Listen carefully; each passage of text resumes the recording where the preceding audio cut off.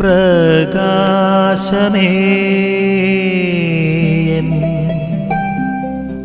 മിഴി തുറക്കുക വേഗം.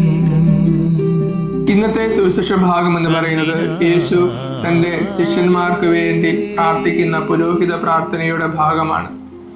ഈ ഭാഗത്ത് നമ്മൾ ശ്രദ്ധിക്കുന്ന ഒരു കാര്യമുണ്ട്, പിതാവുമായിട്ട് യേശുവിനുള്ള ഒരു കൂട്ടായ്മയെ കുറിച്ച്. പ്രിയമുള്ളവരെ, നമ്മുടെ വിശ്വാസം എന്ന് പറയുന്നത് അതൊരു കൂട്ടായ്മയിലുള്ള ദൈവത്തിൽ നമ്മൾ ഏറ്റുപറയുന്ന വിശ്വാസമാണ്.